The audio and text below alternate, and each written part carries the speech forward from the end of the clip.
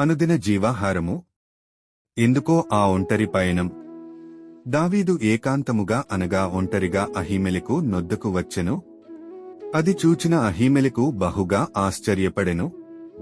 దావీదు యుద్ధవీరుడు, యుద్ధశూరుడు, రాజుగారికి అల్లుడు, ఇశ్రాయేలులో బహుఘనుడు.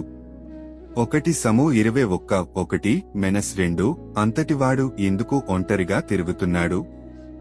దావీదు చిందరవందరగా అలాగే బాగా ఏడ్చాడు కాబట్టి మొహం వాచిపోయి ఉంటుంది. ఏది ఏమైనప్పటికీ అహీమెలెకునకు ఎంతో కొంత అనుమానం వచ్చింది. అవును, ఆత్మీయ జీవితంలో, సేవా జీవితంలో, పరిచర్యలో సాక్ష్యాన్ని, ఆత్మీయతను, సేవను, సంఘాన్ని కాపాడుకోవాలి అని ఆశించేవారు ఒంటరిగా ప్రయాణం చేయడం, ఒంటరిగా నివసించడం, ఒంటరిగా సేవ చేయడం అంత క్షేమము కాదు. నరుడు ఒంటరిగా ఉండుట మంచిది కాదని దేవుడు ఆదామునకు తోడుగా హవ్వనిచ్చాడు. అలాగే పరిచర్యలో ఒంటరిగా వెళ్లకుండా యేసయ్య తన శిష్యులను ఇద్దరిద్దరిగా పంపించెను. లూకా 10:1. ఈ రోజుల్లో అనేక కాపరులు గృహదర్శనాలు అని చెబుతూ ఒంటరిగా ఉంటున్న స్త్రీలు గృహాలకు వెళ్లడం, సువార్త చెప్పాలంటూ ఒంటరిగా వెళ్లడం ఏమాత్రం క్షేమం కాదు. పరిచర్యలో, సేవలో వాడబడుతున్న సేవకులు సాధ్యమైతే ఎక్కడికి ఒంటరిగా వెళ్లకపోవటం చాలా మంచిది. ఇతర ప్రాంతాలకు, పట్టణాలకు, రాష్ట్రాలకు, ఇతర దేశాలకు వెళ్లవలసి వస్తే అక్కడ కూడా ఒంటరిగా ఉండడానికైనా, తిరగడానికైనా సాహసం చేయకపోవటం చాలా మంచిది. ఎక్కడికి వెళ్లిన తోడుగా ఒక నమ్మకమైన జతపనివానిని తీసుకుని వెళ్లటం క్షేమం.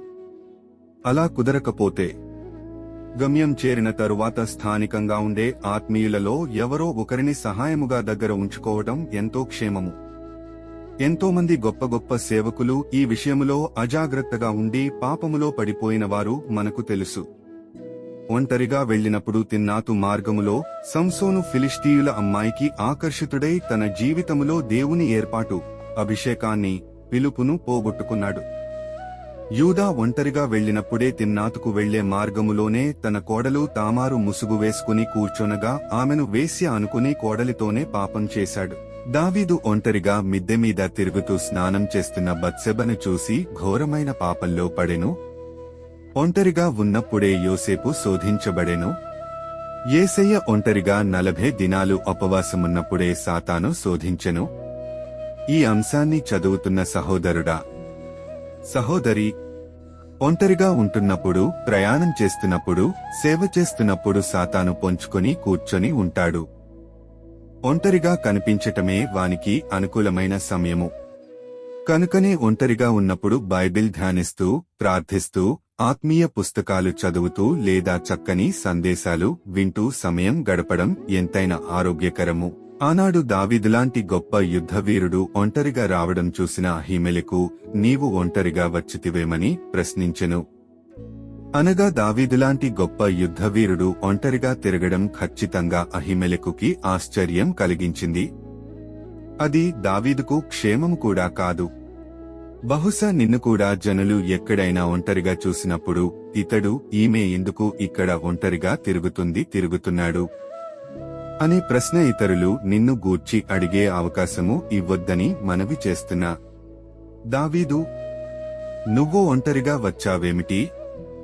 దీనికి దావీదు ఇచ్చిన జవాబు ఏమిటో చూద్దాము. రాజు నాకు ఒక పని నిర్ణయించి, నేను నీకాజ్ఞాపించి పంపిన పని ఏదో అదెవనితోనైనను చెప్పవద్దనెను. నేను నా పనివారిని ఒకానొక చోటికి వెళ్ల నిర్ణయించితిని. 1 సమూయేలు 21:2 అని చెప్పి నిర్భయంగా అబద్ధము చెప్పెను.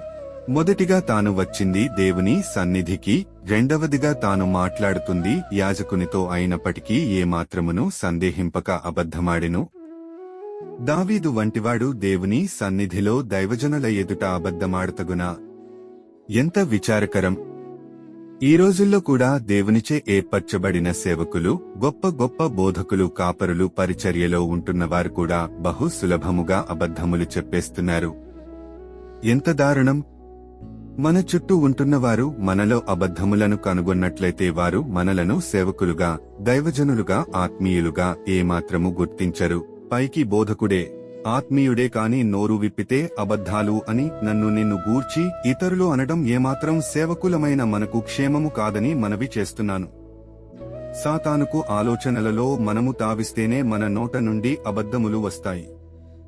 ఎందుకంటే సాతాను మొదటి నుండి అబద్ధములకు జనకుడు.